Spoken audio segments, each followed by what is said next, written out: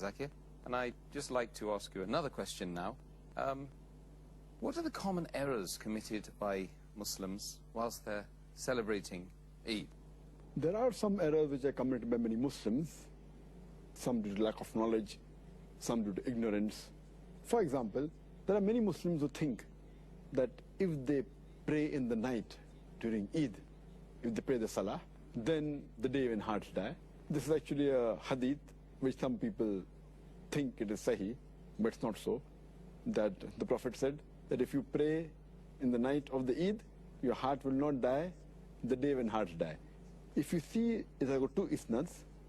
One of them is very weak, that is daif jiddan, and the other is daif.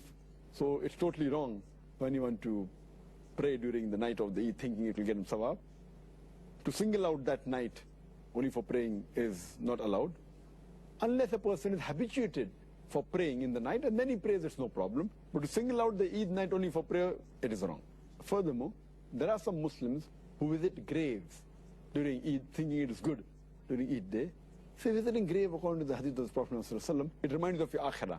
But to single out one particular day and visit the grave during that day is not recommended. There is no hadith which shows us that the Sahaba of Muhammad ﷺ visited the grave during Eid.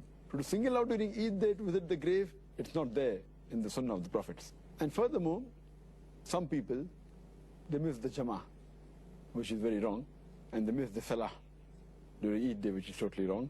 As our Prophet Muhammad ﷺ said, Hadith of Tirmidhi, Book of Faith, Hadith number 2621, where Prophet Muhammad ﷺ said that the covenant between us and you is prayer. And anyone who forsakes it is a kafir. So Salah is very important. Offering Jama'ah is important. Furthermore, that mistake that people make normally is that there's too much of intermingling of the sexes, men and women. Even when they go for Salah, they don't take care, and we find men and women chatting with each other, they adorn themselves, the women, which is not right. Intermingling should be prevented.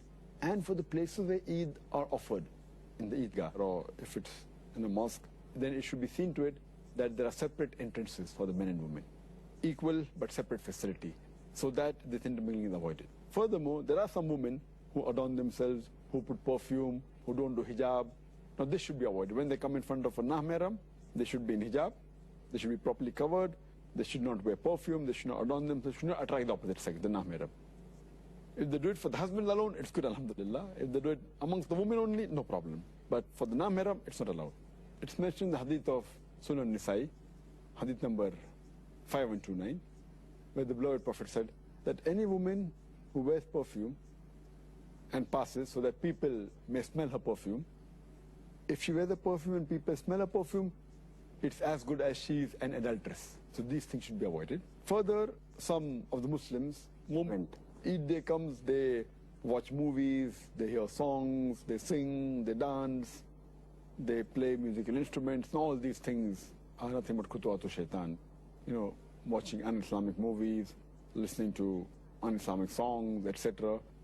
As our beloved Prophet ﷺ said, it's mentioned in Sahih Bukhari, point number 7, in the book of drinks, hadith number 5590, the Prophet said that there will be a time when there will be some people from my Ummah who will say that illegal sexual intercourse, drinking intoxicants, wearing silk, and playing of musical instruments are halal, is legal. So we have to be careful that we should not be amongst these people.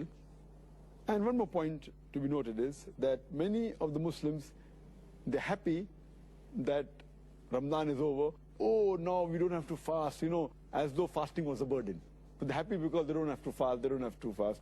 Rather, they should be happy that Allah subhanahu wa ta'ala made them complete the month of Ramadan, made them fast. That should be right, because fasting is worship. They should be happy for that they were able to complete, rather than be happy that it was something burden which they finished. So these things Muslims should avoid.